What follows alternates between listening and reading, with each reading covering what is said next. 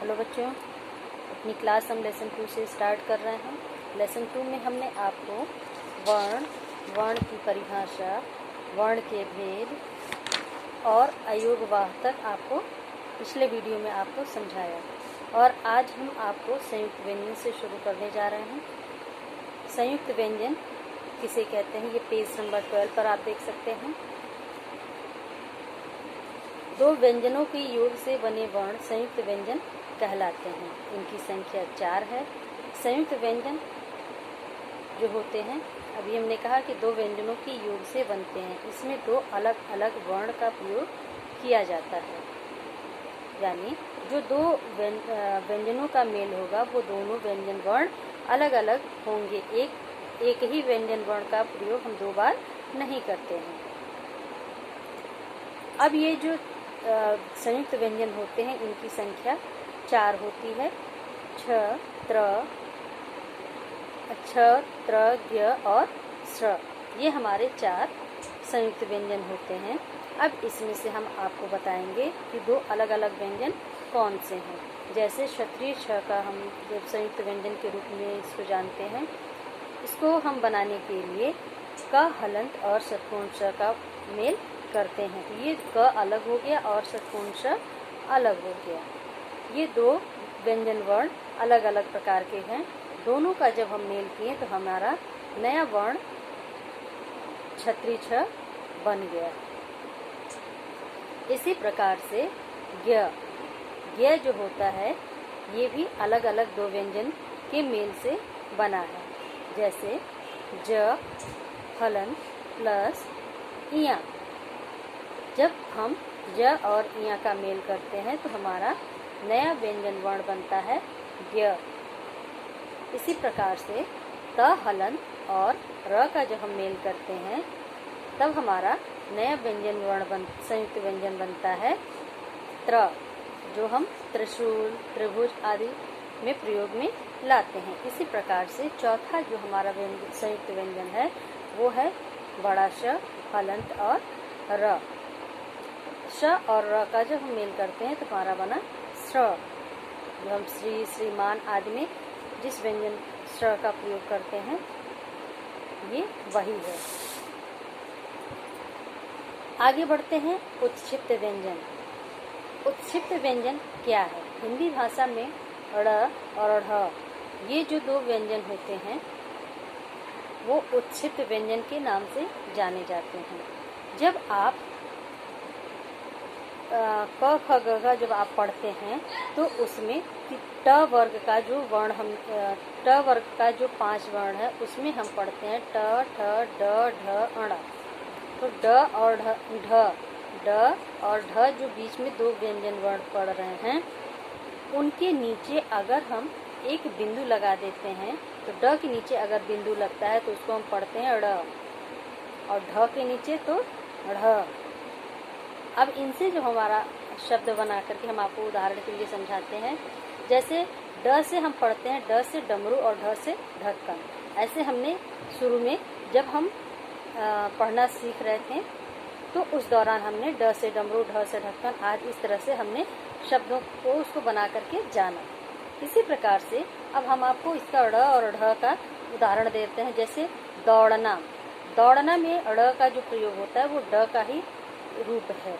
वो उसके ड के नीचे जब हम बिंदु लगाते हैं तो उसका उच्चारण ड़ के रूप में होगा। इसी प्रकार से ढ के नीचे जब हम बिंदु लगाते हैं तो उसका उच्चारण ढ़ के रूप में हम करते हैं। जैसे पढ़ना। तो इस तरह से ये जो दो व्यंजन होते हैं ड़ और ढ, इसको ही हम उत्क्षिप्त व्यंजन के नाम से जानते हैं। हलंत। इसके बाद आता है हलंत। हलंत क्या है? व्यंजन वर्णों के जो नीचे तिरछी पाई के रूप में हम प्रयोग में लाते हैं उसको ही हम कहते हैं हलंत।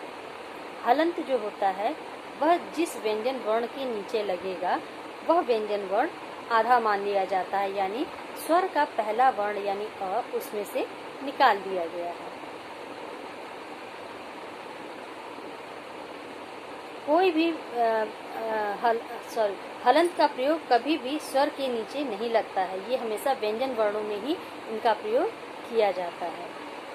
जब भी किसी भी व्यंजन वर्ण में तिरछी पाई नीचे लग जाएगी उसको ही हम कहेंगे हलंत।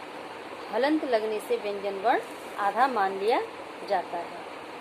इसके बाद हमारा आता है र के विभिन्न रूप। अब यहाँ पे र के रूप में हम पढ़ते हैं तो एक तो र का उच्चारण हम जब हम य वाला लाइन पढ़ेंगे य र ल व श, ये इस तरह से, तो र जो हम उच्चारण कर रहे हैं तो पहला र तो हमारा पूर्ण रूप में व्यंजन वर्ण के रूप में आ गया। अब इसके अलावा भी 3 प्रकार होता है। पहला रेफ और दूसरा और तीसरा पदेन र कहलाता है। तो रेफ र जो होता है वो किसी भी वर्ण के ऊपर में इसका प्रयोग हम करते हैं।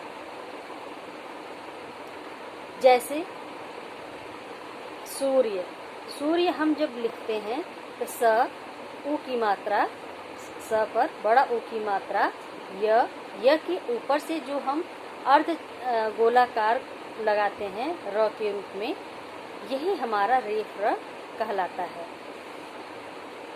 अर्ध गोलाकार आकार में वर्ण के ऊपर में इसका प्रयोग हम करते हैं, लेकिन जिस भी व्यंजन वर्ण के ऊपर इसका उच्चारण इस रेफ र का होता है वह उस व्यंजन वर्ण के पहले उस र का उच्चारण हम करते हैं। जैसे य के ऊपर हमने सूर्य लिखते समय स पर बड़ा उ की मात्रा सु य लिखा और य के ऊपर हमने र लगाया, लेकिन जब हम इसका उच्चारण सूर्य का हम करेंगे तो य से पहले र का उच्चारण हमें करना होगा। जैसे सूर्य, सूर्य, तो इस तरह से रेफ र का प्रयोग हम वर्ण के ऊपर में करते हैं। अब बारी आती है पदेन र की। तो पदेन र 2 प्रकार के होते हैं। पहला तिरछी पाई के रूप में हम इसका प्रयोग करते हैं।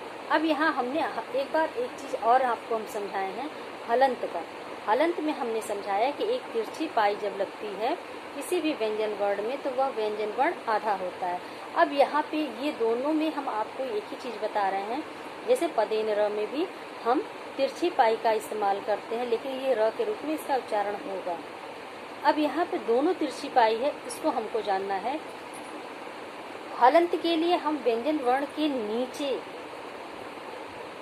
तिरछी पाई बाएं से दाएं की क्रम में लगाएंगे तो वो हलंत पढ़ा जाएगा।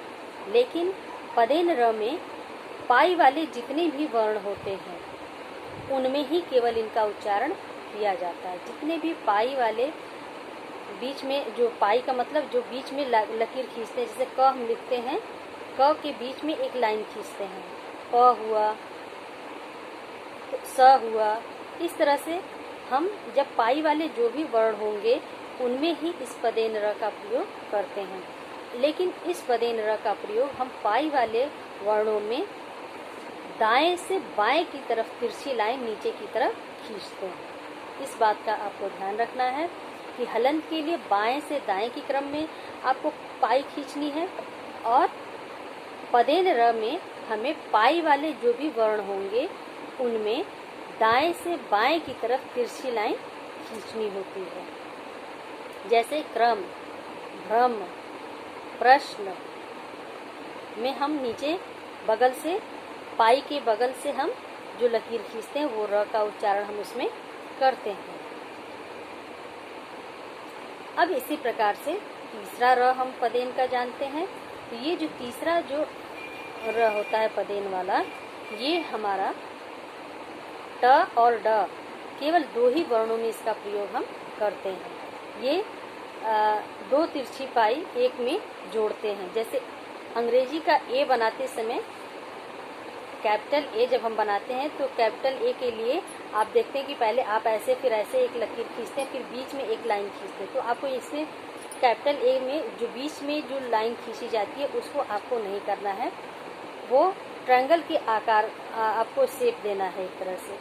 वो केवल हमको ट और ड ही वर्णों में, यानी 2 ही वर्णों में इसका प्रयोग हम करते हैं। जैसे ट्रक, ड्रम, अन्य किसी भी वर्ण में इसका प्रयोग नहीं किया जाता है। अब बारी आती है मात्रा। मात्रा किसे कहते हैं? जितने भी हमारे स्वर हैं, स्वरों की संख्या कुल कितनी है? 11। यानी ये 11 जो हमारे स्वर हैं इसमें से पहला वर्ण यानी स्वर का जो पहला वर्ण यानी अ होता है उसको छोड़ करके बाकी के जो 10 स्वर होते हैं उन सभी की मात्राएं बनती हैं।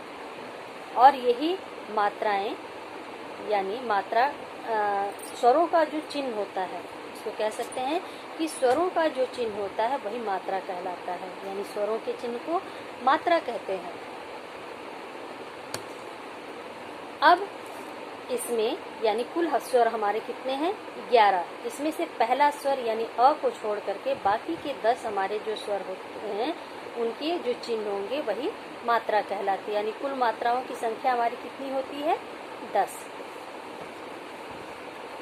अब इसके बाद से आपको जानना है कि ये अपने मूल रूप में जैसे जो स्वर होते हैं ये अपने मूल रूप में जब प्रयोग में आते हैं तो इसको हम शब्द के रूप में जैसे अ से अनार, आ से आम, ई से इमली, ई से इस तरह से हम जानते हैं। लेकिन जब इन्हीं स्वरों का जो चिन्ह बनता है वही मात्रा कहलाता है। और इन मात्राओं का प्रयोग कभी भी व्यंजन के साथ ही किया जाता है, कभी भी स्वर के साथ स्वर के चिन्ह यानी मात्राओं का प्रयोग नहीं होता है। इस बात का भी आपको ध्यान रखना है कि स्वर के साथ स्वर के चिन्हों का प्रयोग नहीं किया जाता है। स्वर के चिन्हों का यानी मात्राओं का प्रयोग हमेशा व्यंजन वर्णों में ही किया जाता है।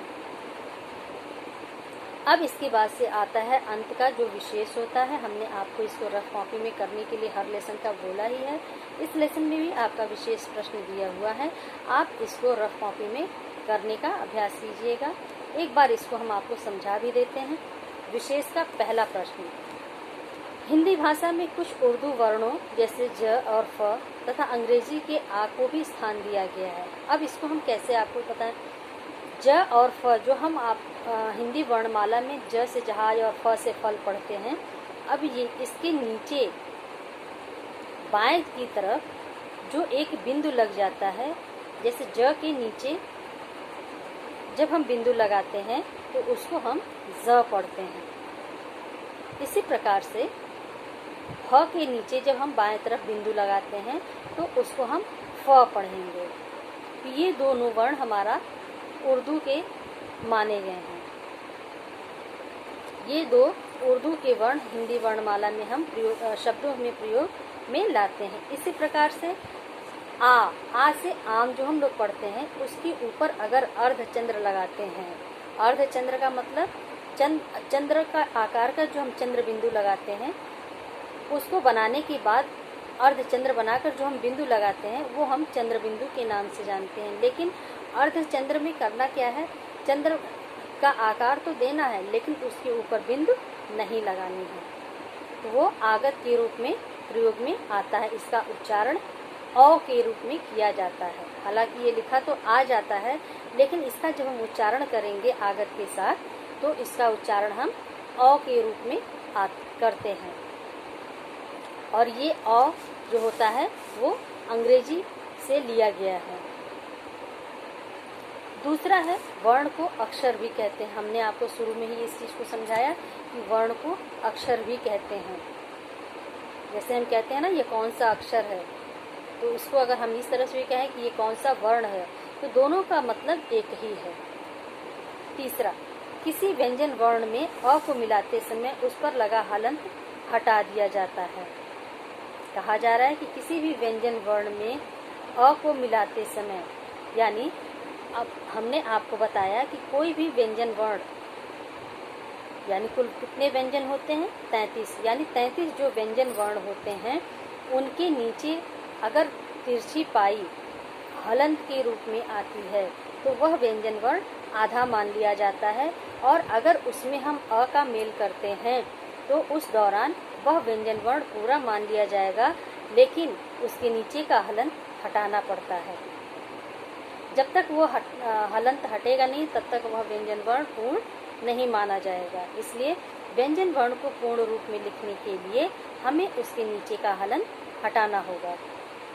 तो ये रहा आज का आपका ये लेसन कंप्लीट हो गया। अब इसके बाद से जो एक्सरसाइज हैं वो हम आपको एक बार ऐसे ही समझाते हैं जैसे कि प्रश्नोत्तर में कहा गया कि वर्ण से आप क्या समझते हैं, तो वर्ण की परिभाषा हमने आपको पिछली बार याद करने के लिए दिया ही था। ये वही परिभाषा यहाँ पे लिखना है कि वर्ण भाषा की सबसे छोटी इकाई होती है, इसके और टुकड़े नहीं किए जा सकते हैं। ठीक इसी प्रकार से अगला प्रश्न हमारा है कि अयोगवाह किसे कहते हैं, उदाहरण सहित समझाइए। तो अयोगवाह की यहाँ हमको परिभाषा लिखनी है कि जो वर्ण ना तो स्वर होते हैं ना ही व्यंजन, उनको अयोगवाह कहते हैं। उदाहरण पूछा है तो इसके तीनों उदाहरण आपको देने होंगे, अंग, अ और अह। इसको आप नाम के साथ भी बताइएगा जरूर, क्योंकि इससे आपको जानने में समझने में सहायता मिलेगी। जैसे अंग को अनुस्वार, चंद्रबिंदु को अनुनासिक और अह को विसर्ग के नाम से हम जानते हैं, तो इसका नाम भी आप बताइएगा। तीसरा प्रश्न हमारा है संयुक्त व्यंजन से आप क्या समझते हैं।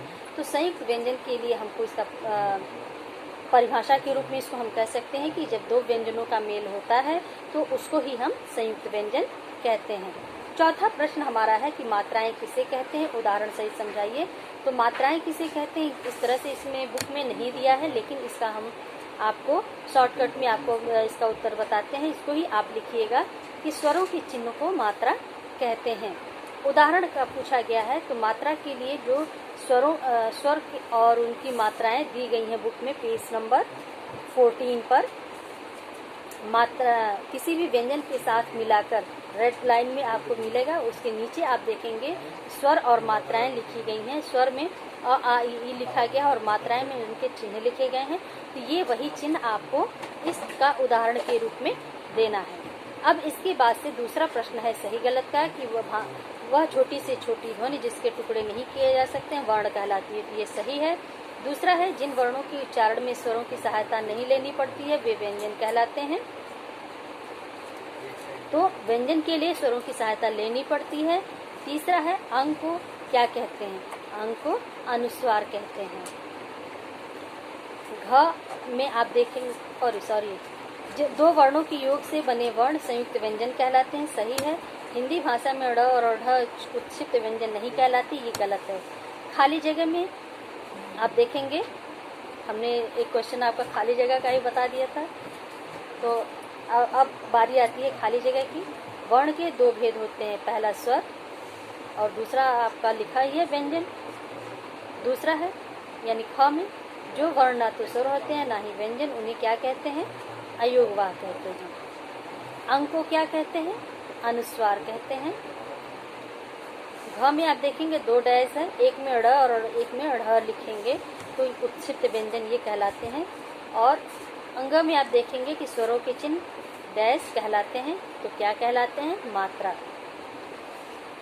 अब इसके बाद से नीचे दिए गए चित्र देखकर उनकी उचित मात्रा लगाइए। जैसे चांद, आ की मात्रा लगाकर ऊपर चंद्र बिंदु। गमला में ल पर आ की मात्रा लग जाएगी। तीसरे चित्र में दादी का है तो द पर आ की मात्रा लग जाएगी। चौथे चित्र में नद दिया हुआ, द पर बड़ी की मात्रा नदी।